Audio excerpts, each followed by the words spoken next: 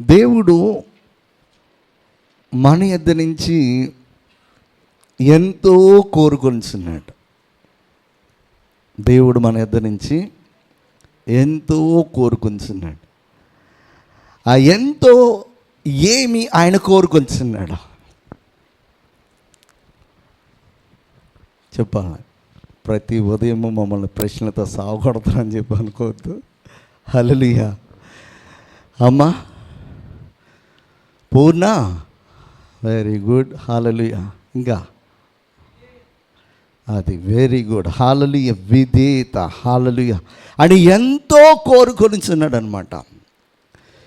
విధేయతని ఆయన ఎంతో కోరేది ఏంటంటే ఆయన యొక్క మాటను ఆలకించాలని. ఆయన ఎంతో కోరుకునేది ఏంటి? ఆయన మాటను ఆలకించాలని. ఆయన ఆది కాండంలో ఆదాము అవ్వ ఏమి చేయాలని చెప్పేసి ఆయన కోరుకున్నాడంటే, ఆయన ఏదైతే వారికి ఆజ్ఞాపించాడో దాన్ని అతిక్రమించుకోకుండా వారు జీవించాలని చెప్పేసి ఆయన ఎంతో కోరుకున్నాడు. యెషయా ప్రవక్త అంటాడు 48వ అధ్యాయంలో 18వ మాట, నీవు నా ఆజ్ఞలను ఆలకింపవలనని నేనెంతో కోరుకొనుచున్నాను. ఆలకించిన ఎడల నీ క్షేమమున్నది వలెను, నీ నీతి సముద్ర తరంగముల వలె ఉండును. ఎంత చక్కటి వాగ్దానమో దేవుడు తన ప్రజలు అనబడిన వారికి ఇశ్రాయేలుకు ఇస్తున్నాడు అన్నమాట. ఈ మాట ఇశ్రాయేలుతోటే మాట్లాడుతున్నాడు. ఈ సాయంకాల వేళ ఆప సంబంధమైనటువంటి ఇశ్రాయేలీల మీద మనతో దేవుడు మాట్లాడుతున్నాడు. ఏమనంటే, నీవు నా ఆజ్ఞలను ఆలకించాలని నేనెంతో కోరుచున్నాను. దేవుడు మనకిచ్చినటువంటి ఆజ్ఞలను మనము వినాలి, వాటి ప్రకారము జీవించాలి. విని వాటి ప్రకారం జీవిస్తున్నప్పుడు దేవుని యొక్క ఆశీర్వాదం అంట మనపైకి ఎలా వస్తుందంట? నది వలె వస్తుందంట. హల్లెలూయా. పిల్ల కాలువలు ఎండిపోతాయి, బోధలు ఎండిపోతాయి, చెరువులు ఎండిపోతాయి, కానీ నది ఎండిపోదు. అది దేవుని నది అయితే అస్సలు ఎండిపోదు. ఆ దేవుని నది ఎలా ఉంటుందంటే నిత్యము నీళ్లతో నిండుకొనిదిగా ఉంటుందంట.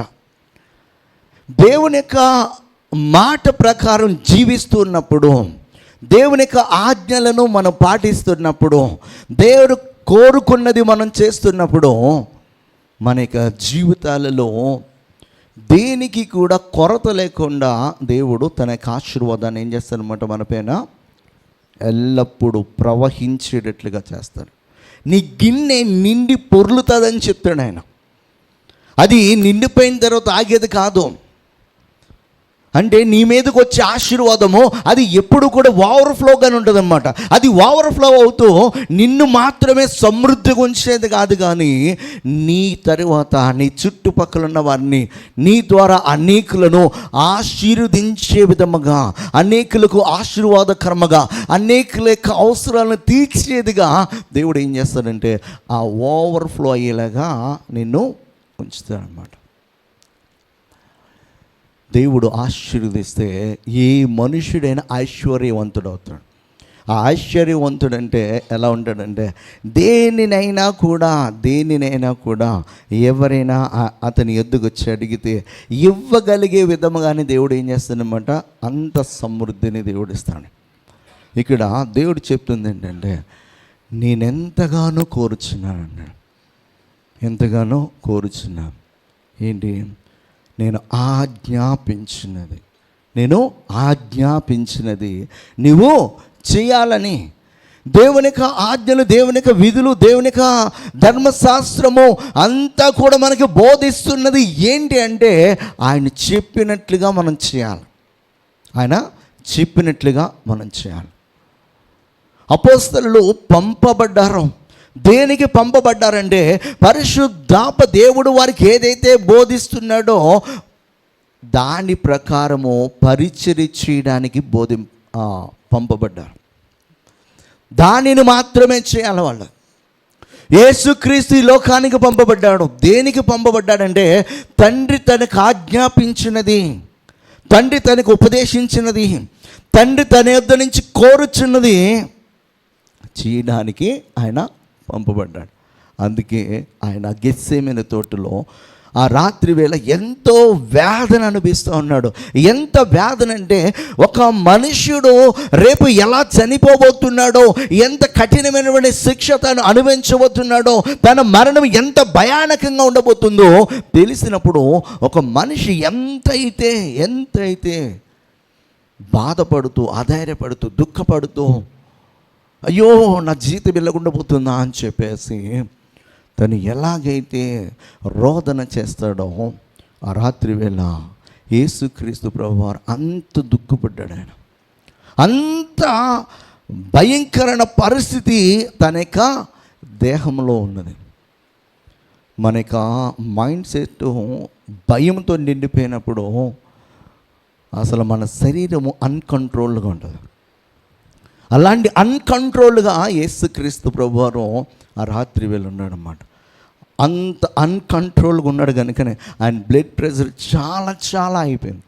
హై 200 కాదు 400 to 500 హై అయితేనంట మన యొక్క ఈ స్వేద రంధ్రాల్లో నుంచి రక్తము బయటకు వస్తుందంట.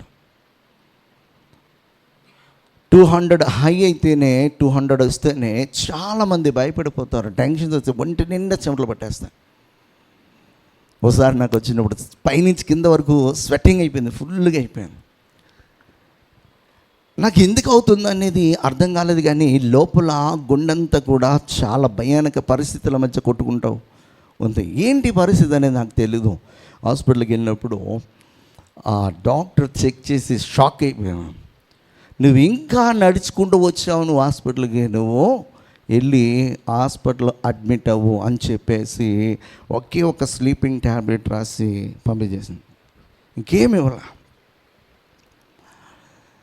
వచ్చి ప్రార్థన చేసి దేవుడికి సమర్పించి ఆ ట్యాబ్లెట్ వేసి పడుకున్నా. అలాంటి పరిస్థితి ఎన్ని రోజులు ఉందంటే 190 180 అలాగే రోజు కంటిన్యూ అవుతూ అలాగే ఉంది కొన్ని నెలల పాటు. అయినా కూడా దేవుడు మరణానికి కానీ దేనికి కానీ అప్పగించలేం. నా పక్కింటి వాళ్ళు వచ్చి వాళ్ళ బీపీ చూసి ఈ పరిస్థితులని చూసి వాళ్ళు తీసుకెళ్ళారు నన్ను హాస్పిటల్కి. ఇప్పుడు కావేరి హాస్పిటల్ అని పిలువబడుతున్నటువంటి ఆ ప్లేస్లోనే వేరే హాస్పిటల్ అండి, వేరే నేమ్తో ఆ హాస్పిటల్కి తీసుకుని వెళ్ళి ఈసీజీ అన్నీ చెక్ చేస్తే దేవుడు ఎంత కృప కలిగిన వాడంటే ఈసీజీ అంతా కూడా కరెక్ట్గా, కానీ ఇది ఎందుకు తగ్గట్లేదో అని చెప్పి వాళ్ళు ట్యాబ్లెట్ రాయడానికి కూడా ఇష్టపడలే. ఎందుకంటే ఫస్ట్ టైం వచ్చింది ట్యాబ్లెట్ రాస్తే మరలా దానికి నువ్వు అడిక్ట్ అయిపోతావు అని చెప్పి. ఒక 200 వస్తేనే మన బాడీ ఇంత స్వెట్టింగ్ అయిపోయి ఒళ్ళంతా చల్లబడిపోతుంది ఆ పరిస్థితి అన్నమాట. అలాంటిది యేసుక్రీస్తు ప్రభువారు ఆ రాత్రి వేళ గెత్సేమనే తోటలో ఆయన అంత ప్రెషర్ని ఆయన దేహంలో అనుభవిస్తూ ఉన్నాడు. అంత ప్రెషర్ని ఆయన అనుభవిస్తూ ఆయన ఒకే ఒక ప్రార్థన చేశాడు. అయినను నా ఇష్టము కాదు, నీ చిత్తమే జరుగునుగాక. యేసుక్రీస్తు ప్రభువుకి తెలుసు తండ్రి అయిన దేవుడు ఎందుకు అతన్ని పంపించారనేది, ఏది ఆజ్ఞాపించారని, ఏది ఆయన చేయాలని ఆయనకి తెలుసు. దానిని చేయడానికి ఆయన నిందలను భరించాడు, అవమానాలను భరించాడు, ఆ దెబ్బలను భరించాడు, ఆ సిలువ మరణాన్ని భరించాడు. ఇవన్నిటినీ కూడా భరించి ఆయన మన కొరకు మరణించడానికి గల కారణం ఏంటంటే తండ్రి అయిన దేవుడు ఆజ్ఞాపించింది ఆయన అనుసరిస్తున్నాడు. ఆనాటి నుంచి ఈనాటి వరకు కూడా మరి దేవుడు తన యొక్క చిత్తమును ప్రతి మానవునికి ప్రతి తరములో తెలియపరుస్తూ వస్తున్నాడు. నా కుమారుడా, నేను నిన్ను నా మహిమ నిమిత్తమే ఏర్పరుచుకున్నాను. నా మహిమ నిమిత్తమే నేను కన్నాను నిన్ను. నా మహిమ నిమిత్తమే ఇదిగో నిన్ను పిలుచుకున్నాను. నా మహిమ నిమిత్తమే నిన్ను నా రక్తముతో కడుగుకున్నాను. కానీ నువ్వు నా ఆజ్ఞలుగా, నా ఆలోచనగా, నా చిత్తము కానీ తెలియకోకుండా లోకంలో ఉన్నటువంటి శరీర సంబంధులు ఎలాగైతే జీవిస్తున్నారో నీవు కూడా అలాగే జీవిస్తున్నావు అని చెప్పేసి దేవుడు దుఃఖపడే విధంగా మన జీవితాలు మారిపోతూ ఉన్నాయి.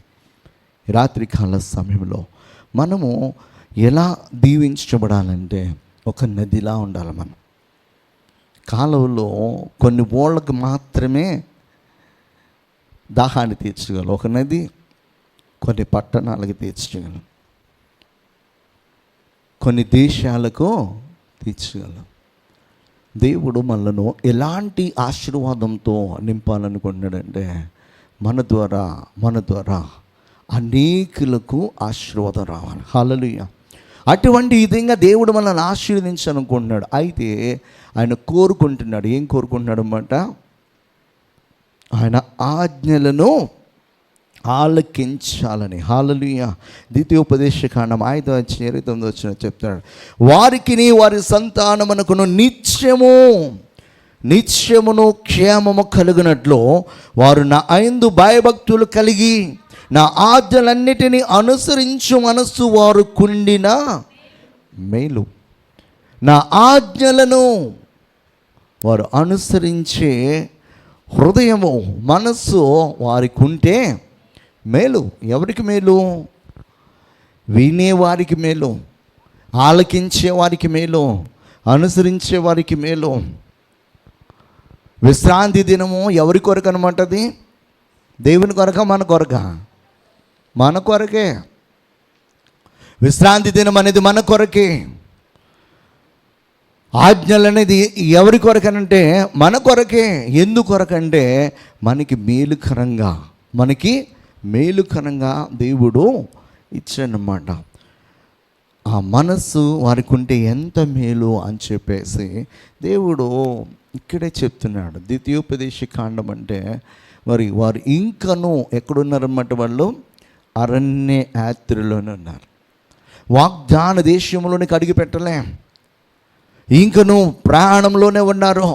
ప్రాణంలో ఉన్నప్పుడే దేవుడు ఏమని ఆశపడుతున్నాడంటే నా యొక్క ఆజ్ఞలను, నా యొక్క విధులను, నా యొక్క ధర్మశాస్త్రమును అనుసరించే హృదయము వారికి ఉంటే ఎంత మేలుకరంగా ఉంటుంది. కొన్నిసార్లు ఎవరైనా ఏదైనా ఆపర్చునిటీ మిస్ అయిపోయారనుకో, దానివల్ల వారు లాస్ అయిపోతే మనం ఏమంటారు అనమాట, వాడు దానిని ఉపయోగించుకుంటే ఎంత బాగుండేది, ఎంత మేలుకరంగా ఉండేది కదా. క్రికెట్ ఆడేటప్పుడు మనం కాదులే, మన ఇండియా టీము ఏదైనా క్యాచ్ డ్రాప్ చేశారనుకో, దానివల్ల మొత్తం సీన్ రివర్స్ అయిపోయింది. ఆ క్యాచ్ కనుక డ్రాప్ చేయకుండా ఉంటే ఎంత బాగుండేది. దేవుడు కూడా ఇక్కడ అదే చెప్తున్నాడు. ఏమనంటే నా యందు భయభక్తులు కలిగి నా ఆజ్ఞలన్నిటినీ అనుసరించు మనసు. దేవుని ఎడల భయము, దేవుని ఎడల భక్తి కలిగి ఆయన ఏదైతే ఆజ్ఞాపిస్తున్నాడో అది చేయగలిగే మనస్సు అంట మనకుంటే ఎంత మేలు అని చెప్పేసి ఆయన ఆశపడుతున్నాడు. అయితే చాప్టర్ 3:10 చెప్తాడు, నీకు మేలు కలుగునని నీతిమంతులతో చెప్పము, వారు తమ క్రియల ఫలము అనుభవించుదురు.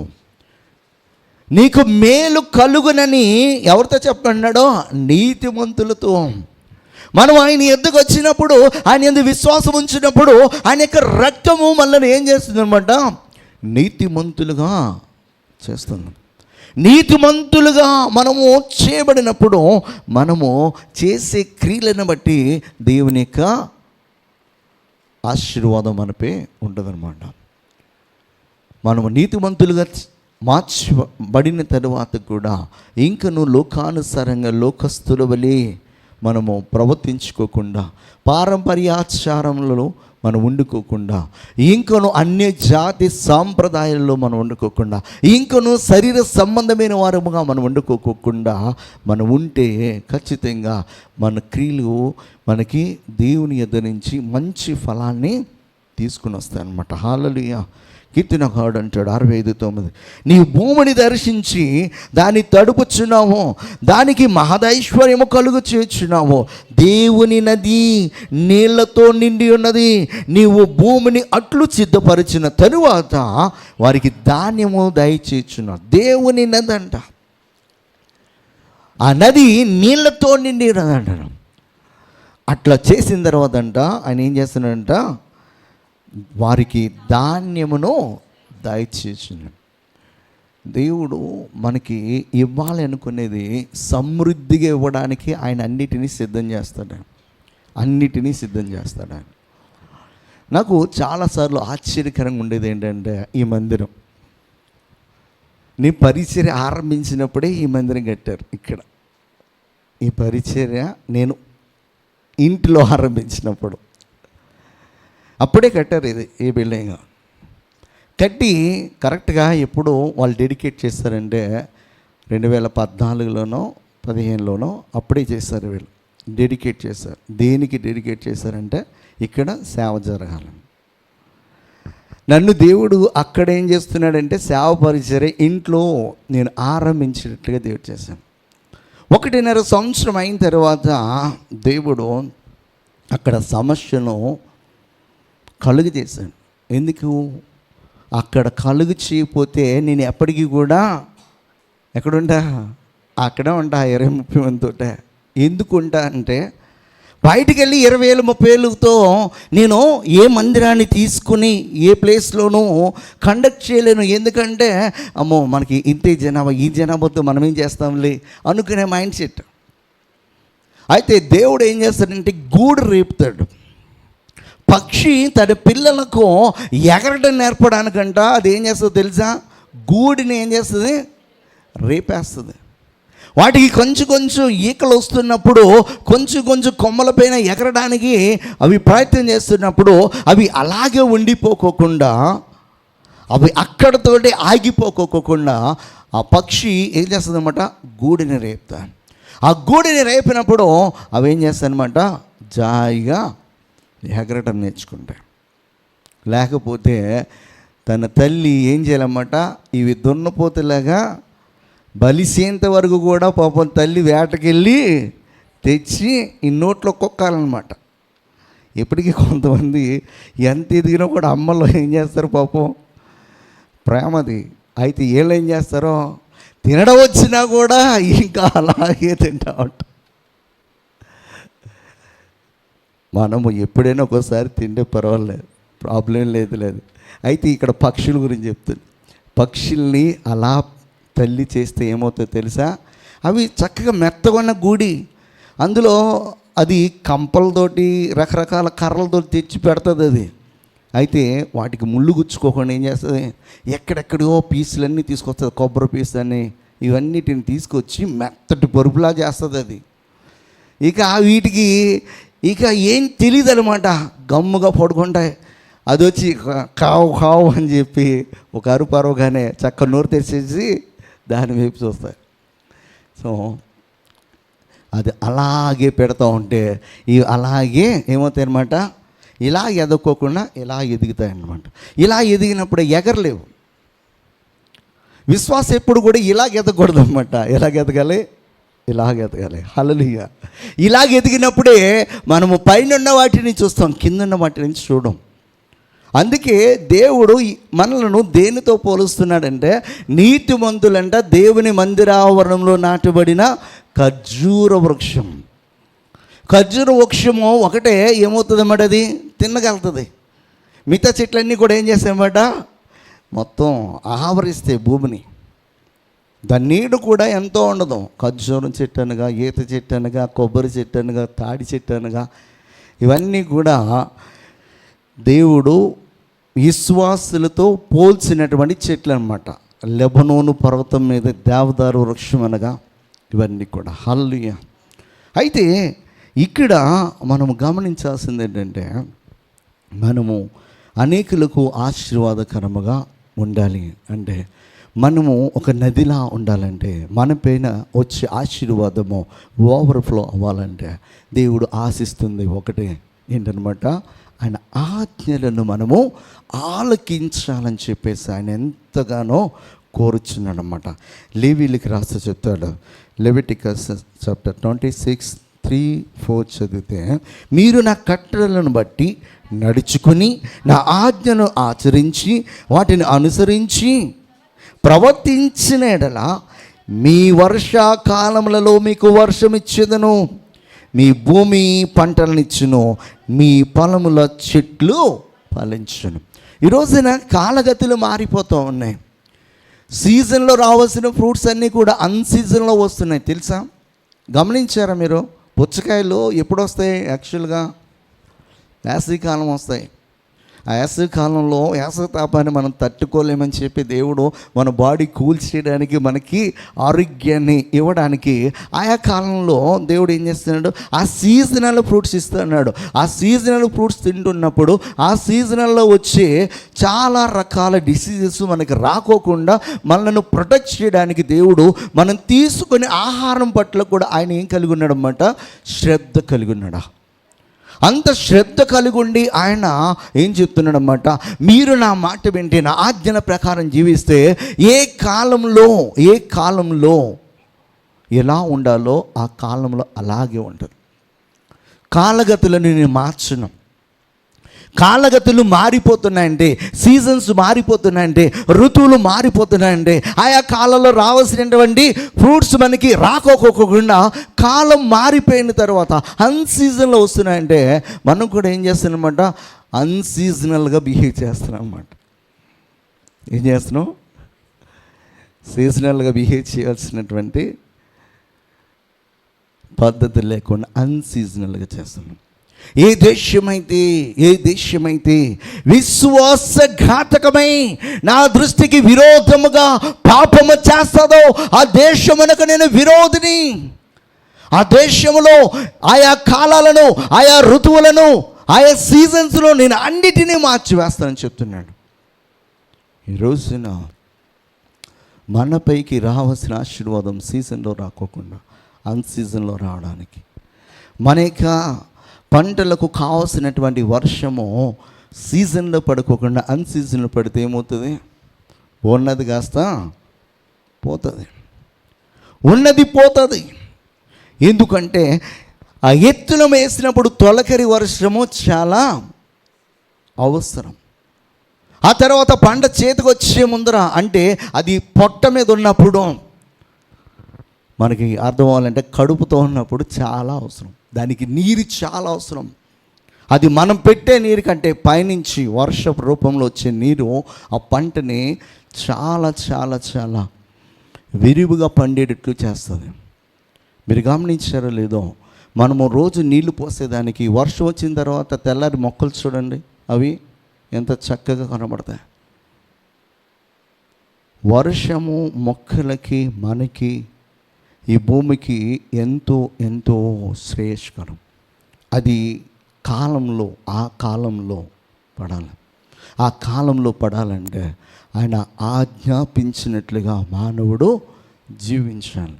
ఎంతోమంది రైతులు అన్సీజన్లో వర్షం పడినప్పుడు ఆ మిరపకాయలు తడిచిపోయినాయని, ఆ ధాన్యము తడిచిపోయిందని, ఆ మామిడికాయలు పాడైపోయినాయని, ఇంకా రకరకాల పప్పు ధాన్యాలు పురుగు పట్టేసి పాడైపోయినాయని చెప్పేసి ఎంతమంది రైతులు బాధపడుతూ దుఃఖపడుతుంటారు.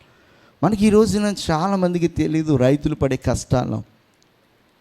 వాళ్ళు విత్తనం వేసి నాటి నుంచి ఆ పంట చేతికి వచ్చే వరకు కూడా వారి గుండె లబ్డు అంటుంది. సీజన్స్ ఒకవేళ మారిపోతే, తుఫాన్ వస్తే, వర్షం పడిపోతే, ఆ పైరుకి ఏదైనా అనుకోని తెగులు వస్తే ఏమవుతుంది అని చెప్పి వారు ఎంతగానో భయపడుతుంటారు. మబ్బేసిందా అంటే రాత్రి నిద్రపోరు కొంతమంది. కొన్నిసార్లు మా నాన్న ఫోన్ చేసి చెప్తాడు, అరే ఇలా ఉందిరా, చేనంతా మరి కోతకు వచ్చేసింది ఇలా ఉందని చెప్పేసి భయపడతా ఫోన్ చేస్తాను. ఏం భయపడకు, మనకి దేవుడు అన్యాయం చేయడం చేస్తే అందరితో పాటే ఎందుకు భయపడతాం? మన ఒక్కడ పంట పోతుందా? మనమైనా గిద్దోనిలాగా అడుగుతున్నామా, నా పంట మీద పడవద్దు, పక్కన పంట మీద పడు అని చెప్పి. దేవుడు ఎంత కృపగలవాడంటే, మా ఊర్లో చుట్టుపక్కల వర్షాలు బీభత్సంగా కొట్టేస్తాయి. పంటల టైంలో మా ఊర్లో చుక్కబడదు, మొబ్బంతా వెళ్ళిపోతుంది, సరిహద్దుల వరకు పడుతుంది. నిజం చెప్తాను, ఎన్నోసార్లు ఒకసారి కాదు. అక్కడ వారు కూడా అలాగే ప్రార్థన చేస్తూ ఉంటారు. ప్రతిరోజు ఆ గ్రామక్షేమం కోసం ప్రార్థన చేస్తూ ఉంటారు. ఇక్కడ మనం నేర్చుకోవాల్సింది, మనము ఆయన చెప్పినట్లుగా మనము విని అనుసరించటం అనేది నేర్చుకున్నప్పుడు మనపైకి ఆయన యొక్క ఆశీర్వాదము ఒక నది వలె వస్తుంది అన్నమాట. మన దాహము తీర్చేదిగా మాత్రమే కాదు, కానీ మన కుటుంబస్తులు, మన బంధువులు, మన స్నేహితులు అందరి యొక్క దాహాన్ని తీర్చే వారముగా మనము ఉండబోతాం అన్నమాట. తిష్బీడ్ అయినటువంటి ఏలియా కరువు సమయంలో సారేపతనే ఆ గ్రామానికి ఒక వెధవరాలు ఇంటికి వెళ్ళాడు. ఆ వెధవరాలు అప్పుడు ఏం చేస్తుంది, ఇక లాస్ట్ సప్పర్ అనమాట వాళ్ళకి. అది ఏంటనమాట, చివరి భోజనం. ఇంతే పిండి ఉంది, ఇంతే నూనె ఉంది, అది ఇద్దరికి కూడా సఫిషియెంట్గా లేదు, కొంచెమే ఉంది. ఆ కొంచెము పిండిని చివరిగా తినేసి ఇక అంతేగా చచ్చిపోదాంలే, ఇంక ఎలాగ ఆహారం దొరకదని చెప్పేసి దాని కొరకు సిద్ధపడుతుంది. దేని కొరకు? చివరి రొట్టెను కాచుకొని తినడానికి వెళ్ళింది, కట్టెలు ఏరుకోవడానికి వెళ్ళాడు మహానుభావుడు ఏలియా. వెళ్ళి, అమ్మా కొంచెం త్రాగడానికి నీళ్ళు ఉన్నాయంటే, నీళ్ళు ఎందుకు లేవయ్యా, ఉన్నాయిలే అని చెప్పి నీళ్ళు తీసుకురావడానికి లోపలికి వెళ్ళినప్పుడు ఆయన చెప్తున్నాడు, అదే చేతితో తినడానికి ఏమన్నా పట్టిన. ఆమె గుండె జారిపోయింది. ఎందుకు జారిపోయింది? అడుక్కునేవాడి ఇంటికి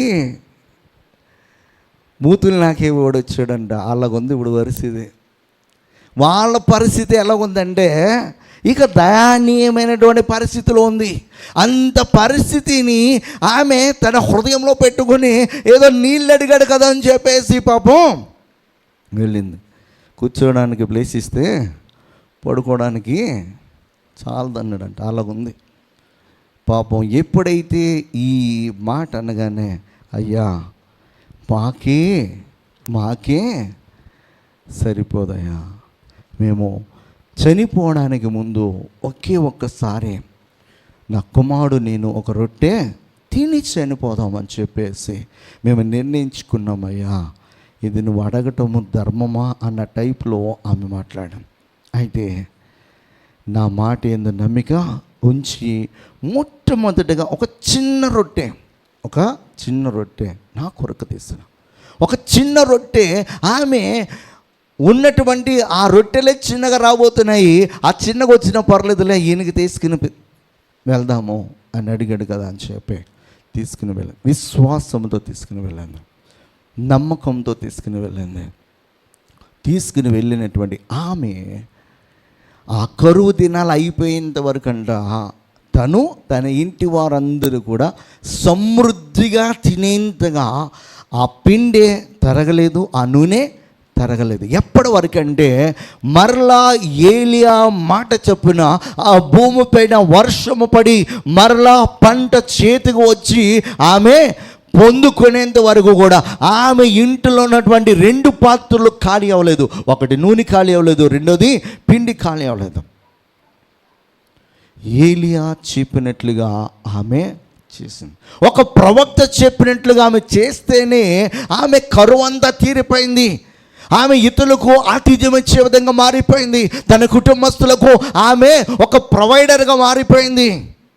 తన ఆకలి తీర్చుకోవడం మాత్రమే కాదు, తన బిడ్డ ఆకలి తీర్చడం మాత్రమే కాదు, తన కుటుంబం యావత్ ప్రజానికి అందరికీ కూడా ఆకలి తీర్చగలిగే స్థితిలోనికి ఆమె వచ్చింది. అంటే ఆమె మీద ఆశీర్వాదం ఏమవుతుందనమాట, ఓవర్ఫ్లో అవుతుంది. దేవుడు మనలను అలా ఉంచాలని చెప్పేసి ఆశపడుతున్నాడు. మనం అలా ఆశీర్వదింపబడాలంటే, మనం అలా దీవించబడాలంటే దేవుడు చెప్పినట్లుగా చేయాలి. దేవుడు చెప్పినట్లుగా చేయాలి. మనుషులు కొన్నిసార్లు వచ్చి వాళ్ళు ఉచిత సలహాలు ఇస్తారు. నువ్వెందుకు ఇలా చేస్తున్నావు?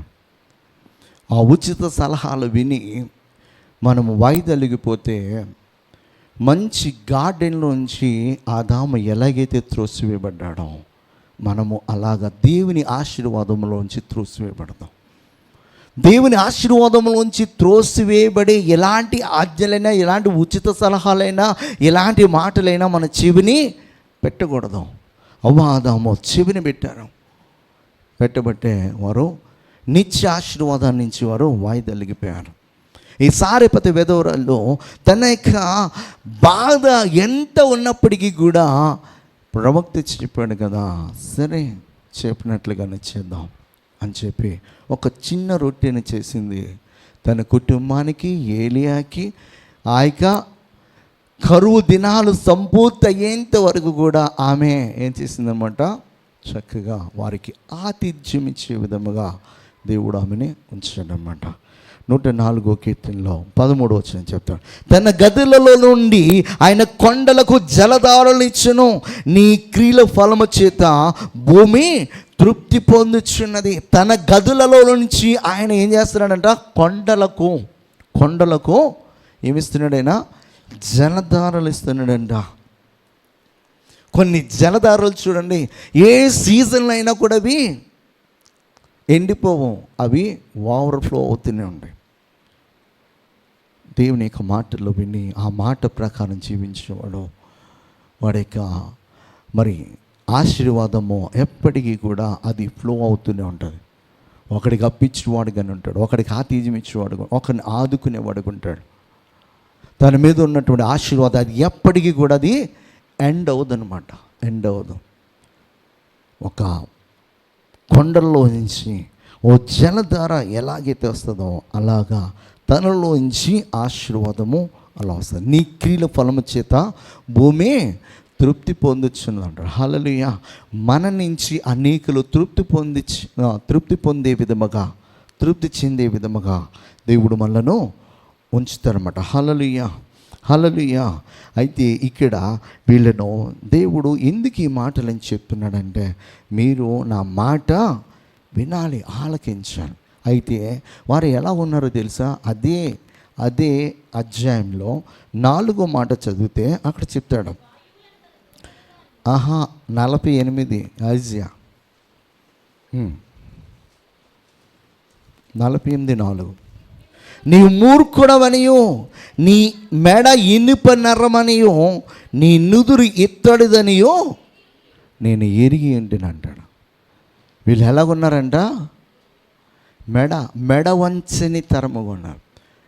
మెడ మెత్తకుంటే తిరిగిద్ది ఇంకొంచెం, అదే ఇనుమైపోతే తిరిగిద్దా? వీళ్ళ మెడ అంటే ఎలాగుందంట, ఇనుప నరం అంట. అంటే ఎలా ఉన్నారన్నమాట, రోబోట్లా ఉన్నారన్నమాట. గట్టిగా ఎలా ఉన్నారు. మనం ఆడ పిలిచానుకో ఇలా టక్కని తిరుగుతాము, ఈ ఇనుప నరగాలు తిరగమండి. అంత మెడ వంచని తరముగా, మాట వినని తరముగా, దేవునికి లోబడినటువంటి తరముగా, దేవుని ఆజ్ఞను అనుసరించినటువంటి తరముగా నీవు ఉన్నావు. నువ్వు మూర్ఖుడవనియు, ఏమంట, మంచోడు అని అన్నట్లే, నువ్వు మూర్ఖుడవనియు, నువ్వు మెడ వంచని తరమనియో, నీ మెడ ఇనుపవలెందు, నీ నుదురు ఇత్తడి వలె మారిపోయింది. ఇక దాని మీద ఎలాంటి రాళ్లతో కొట్టినా కూడా అది ఏమవుతుందన్నమాట, ఏమాత్రం కూడా బెనకదనమాట. రాయిటి 8 కొట్టామనుకో, అది ఏమవుతుంది, గట్టిగా మరల మన దగ్గరికి వస్తుంది కదా, వస్తుందా కదా. సో ఇప్పుడు ఏమైందంటే, దేవుడు మంచి మంచి వాక్యపు విత్తనాలు వేసినా కూడా ఏమవుతున్నాయన్నమాట, మరలా వెనక్కే పోతున్నాయి, వెళ్ళట్లే, మొలవట్లేదు, అవి ఫలించట్లే. నీ యొక్క మెడ ఇనుప నరమని చెప్తున్నాడు.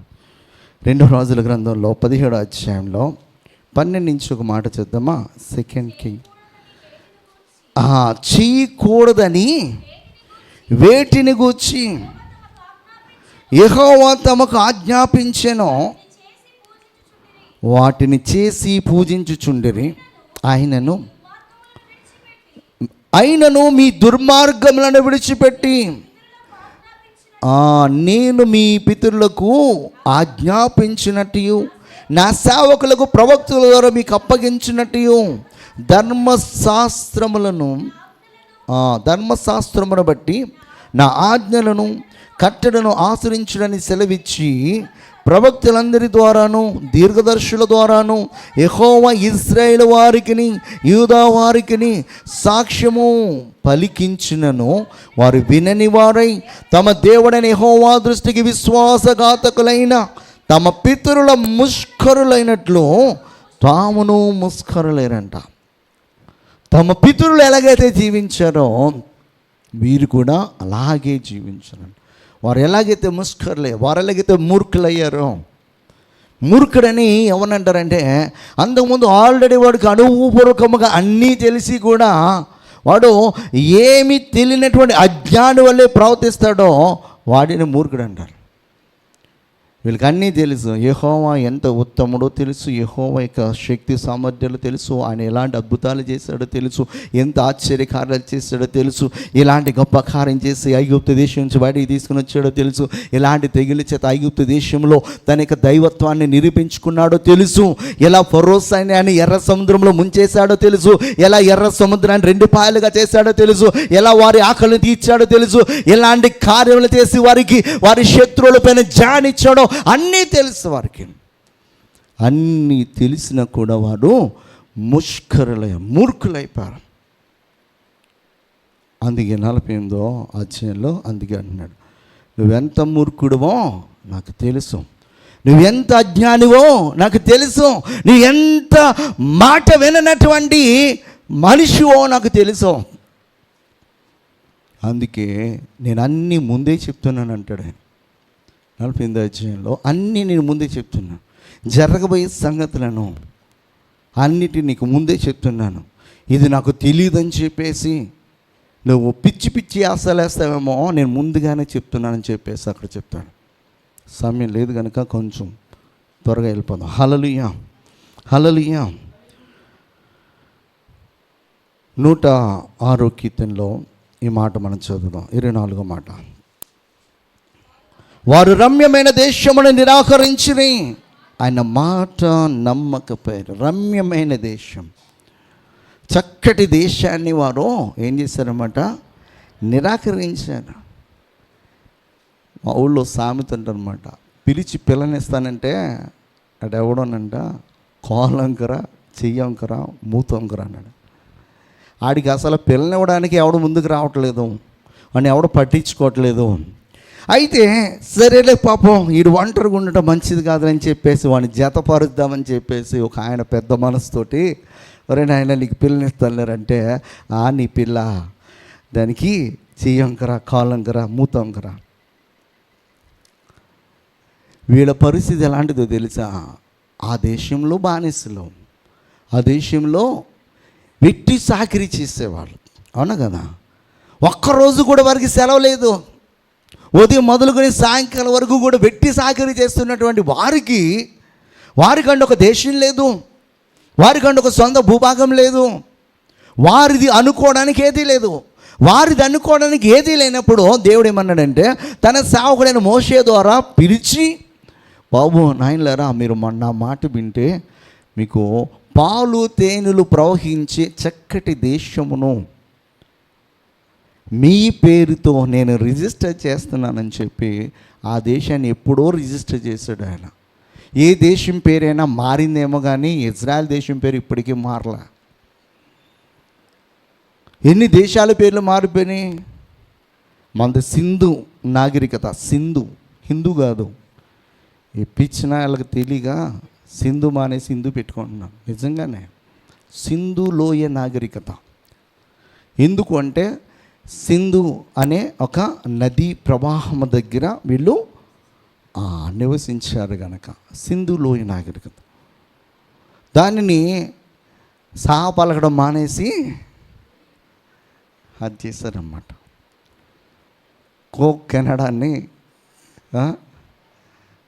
కెనడాన్ని కాకినాడ చేశాను. హల్లెలూయా.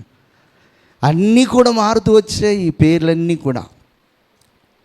అయితే నేను పట్టుకున్న కొందేలకు 3 కాళ్ళు అని చెప్పేసి ఈ మూర్ఖతరం వారు ఏం చేస్తున్నారన్నమాట, వాళ్ళ స్వలాభం కోసం వారి యొక్క అవసరతలు తీర్చుకున్న కొరకు వారు ఎప్పుడు కూడా పెద్దవాళ్ళు ఉండాలని చెప్పేసి ఒక ఆలోచనతో చేస్తున్నటువంటి పనులు తప్ప ఎవరికి ఉపయోగపడేది కాదు. అది ఎవరికి ఉపయోగపడేది కాదు. దేవుని యొక్క వాక్యాన్ని వింటున్నట్టు మనము గమనించాల్సింది ఏంటంటే, మనకి రమ్యమైనదేదో, మనకి ఆశీర్వాదకరమైనదేదో, మనకి ఏది ప్రయోజనకరమో దానిని మనము తెలుసుకోవాలి, దాన్ని వినాలి, దాన్ని ఆలకించాలి. దాని ప్రకారము మనము మన యొక్క బ్రతుకుని సరి చేసుకోవడానికి మనం ముందుకు వెళుతున్నప్పుడు ఖచ్చితంగా మనం ఒక రోజుకి ఏమవుతుందో తెలుసా, అనేకుల యొక్క దాహార్తిని తీస్తాం, అనేకుల యొక్క ఆకలిని తీరుస్తాం, అనేకుల యొక్క ఆత్మ దాహాన్ని తీర్చేవారు, అనేకులను దేవుని యొక్క రాజ్యంలోనికి నడిపించగలిగే అలాంటి శక్తి, అలాంటి సామర్థ్యము, అలాంటి ఆత్మీయ అనుభవాలను దేవుడు మన జీవితంలో అనుగ్రహిస్తాడు. ఒక మాట చదువుదాం. 1 రాజులు 17వ అధ్యాయం 1వ వచనము. అంతటా గిలాదు కాపురస్తులో సంబంధియును తిష్బీయుడైన ఏలియా అహాబునద్దకు వచ్చి, ఎవని సన్నిధిని నేను నిలబడి ఉన్నాను, ఇశ్రాయేలు దేవుడైన యెహోవా జీవము తోడు, నా మాట ప్రకారము కాక ఈ సంవత్సరములలో ఏమంటున్నాడు, మంచేనను వర్షమైన పడదని. ఎంత ధైర్యం ఉండాలి ఇక్కడ. వర్షం పడకూడదంటే ఓకే, మంచు కూడా ఏమంటున్నాడు, మంచు పడని రోజు ఉండదు. తెలుసా మీకు? మంచు పడని రోజు ఉండదు. కాకపోతే వేసవి కాలము ఆ వేడి వల్ల మనకేమి తెలీదు, తెల్లారే ముందు తెలుస్తుంది బయట పడుకున్న వాడికి. మంచు పడని రోజు ఉండదు. అయితే అది వర్షాకాలంలోనూ శీతాకాలంలోనూ మనకి ఎక్కువ కనబడుతుంది. ఎందుకంటే వాతావరణం కూడా చల్లగా ఉంటుంది కనుక తెల్లారి లేచి చూసేసరికి ఆ నీటి బిందువులు కనబడతాయి.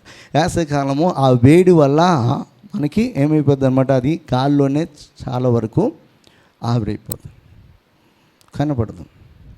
ఇక్కడ ఏమంటున్నాడు ప్రవక్త అనమాట, నా మాట, ఏమాట, నా మాట ప్రకారము గాక ఈ సంవత్సరములలో, ఈ దేశంలో, ఈ ప్రాంతములలో మంచైనను వర్షమైనను పడదు. అంత ఖండితముగా చెప్పగలుగుతున్నాడంటే ఏలియా యొక్క ప్రార్థన జీవితం, ఏలియా ఎంతగా దేవుని పైన ఆనుకొని తను నడుస్తున్నాడు ఆలోచించాను. ఏలియా చెప్పినట్లుగానే అతడు చెప్పేంత వరకు వర్షం వల్ల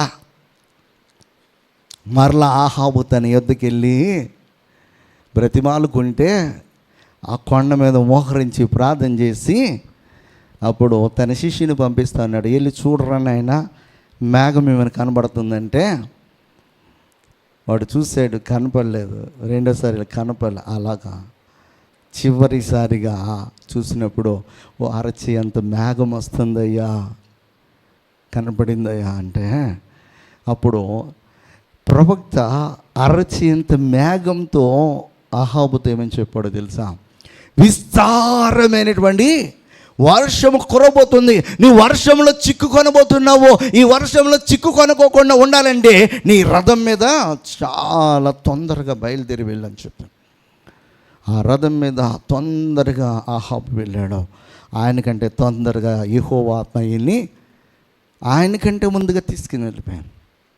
అప్పుడు విస్తారమైనటువంటి వర్షము పడింది. ఏలియా ముందు చెప్పాడు, నా మాట లేకుండా వర్షమైన మంచైన పడదని. మరలా ఏలియా తన మాట ద్వారా ఏం చేస్తున్నమాట, వర్షం వస్తుందని చెప్పాడు. అలాగే వర్షం వచ్చింది. దేవుని యొక్క సేవకులకు అంత పవర్ ఉండదు. దేవునితో అంత సహవాసము కలిగినటువంటి దైవజనుల నోటికి అంత పవర్ ఉండదు. వారు అవునంటే అవునంటాడు పైన ఉన్నవాడు, ఆయన వీళ్ళు కాదంటే ఆయన కాదంటాడు. అంత శక్తి దేవుడు వారి నోటికి ఇస్తాడు. ఎందుకు ఇస్తాడంటే వారు దేవునితో గడుపుతున్నటువంటి సమయము, వారి సహవాసము అంత మరి సమృద్ధికరంగా దేవునితో ఉంది. దేవుడు వారిని చూసి సంతోషిస్తాడన్నమాట. వారు అడిగింది వారికి అనుగ్రహిస్తాడు.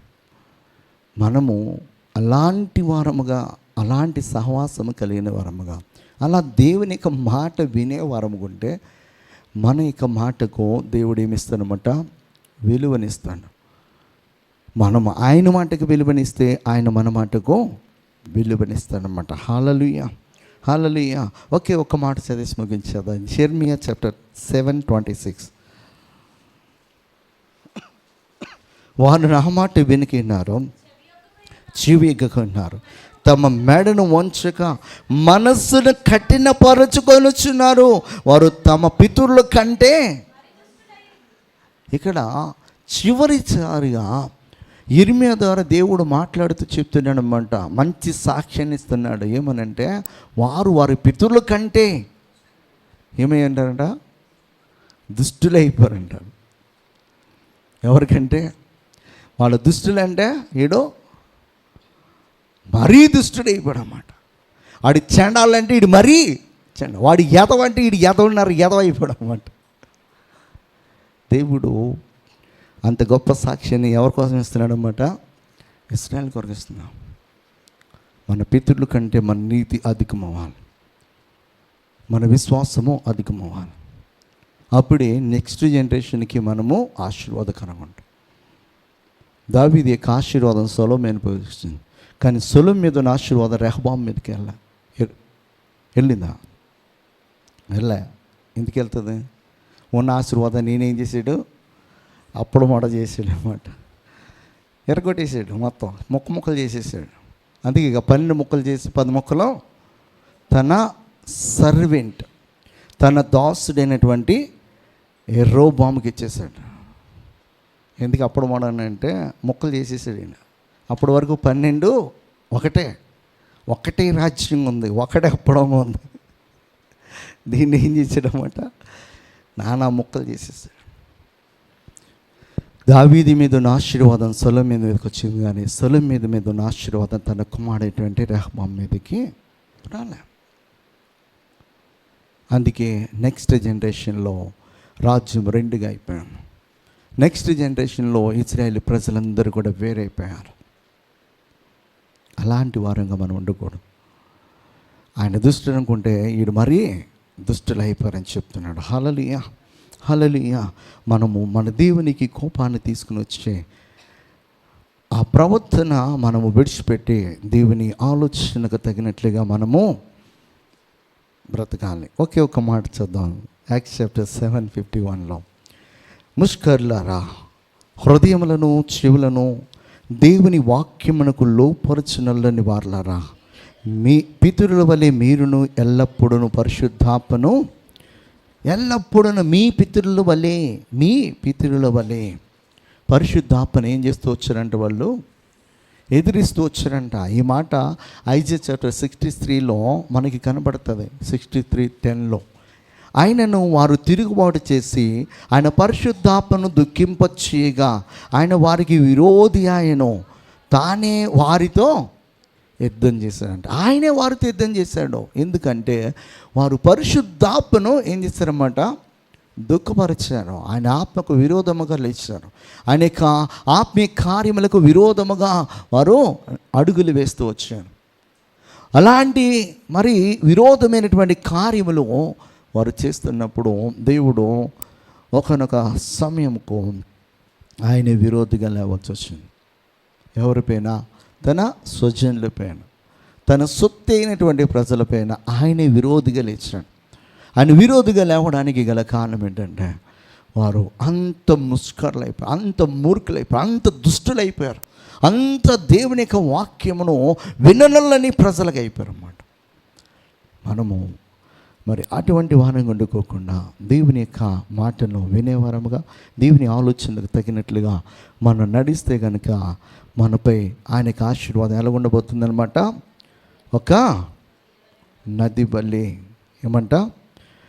నది బలి, సముద్ర తరంగముల వలె ఉండబోతుంది అంటాడు. సముద్రం ఎప్పుడైనా నిమ్మలించి ఈ రోజుకి కెరటాలు రాకోకుండా నేను పడుకుంటానంటదా? సముద్రం ఎప్పుడు కూడా రెస్ట్ తీసుకుని నదిలాగా ఉండదు అనమాట. అది సముద్రం అనబడడానికి దాని కెరటాలు ఎప్పుడు కూడా ఉప్పొంగులు వచ్చినట్టు. మనలను దేవుడు అలా ఉంచుతానని చెప్తున్నాడు. ఒక నది ఎప్పుడు కూడా ఎండిపోకుండా ప్రవహించే విధముగా అనేకుల యొక్క దాహార్తిని తీర్చడం మాత్రమే కాదు, కానీ అనేకులకు చక్కటి పంటనివ్వడానికి కాసిన సమృద్ధి నీటిని ఎలాగైతే ఇస్తుందో అలాగ మనలను దేవుడు ఉంచుతాడు. ఎప్పుడంటే ఆయన యొక్క మాటను, ఆయన యొక్క ఆజ్ఞలను మనము ఆలకించి వాటి ప్రకారం మనము జీవిస్తున్నాడు. దేవుడు అటువంటి కృప మనందరికీ అనుగ్రహించునుగాక. ఆమె ప్రార్థన చేసుకుందాం. మహాగణుడు, మహోన్నతుడు, సర్వాధికారి, సర్వశక్తి గల యేసయ్యా నీకు వందనాలు, స్తోత్రాలు చెల్లిస్తున్నాం. పరిశుద్ధుడవు నీవే, నిత్య నివాసైన దేవుడవు నీవే, మాతో ఉన్నవాడవు నీవే, మమ్మల్ని నడిపించేవాడవు నీవే. ప్రభువా నీకు స్తోత్రాలు. ఎంత గొప్ప దేవుడు అయ్యా నాయన. మీరు నా ఆజ్ఞలు విని ఆలకించి వాటి ప్రకారం జీవిస్తే మీ క్షేమము నది వలె మీ